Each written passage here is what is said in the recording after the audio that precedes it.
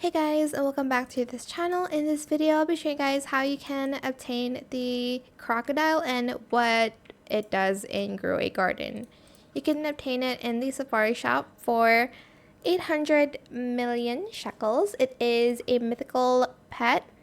Its abilities: Croc occasionally bites a random plant or pet for a duration. Plants get high bonus growth, and pets get high bonus XPs. And that's basically what it does. Every 20 to 10 minutes, bites onto a random plant or pet for 30 to 50 seconds and performs a roll. Plants grow an additional 45-90 stunts per second.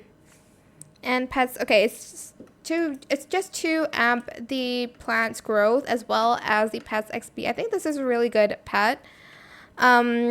So yeah, that's what it does basically. I hope it was helpful for you guys. Don't forget to like, comment, share, and also subscribe to this channel if you haven't done that already. If you have any more questions about this video, just leave it in the comment section down below. I will try my best to answer them all for you guys.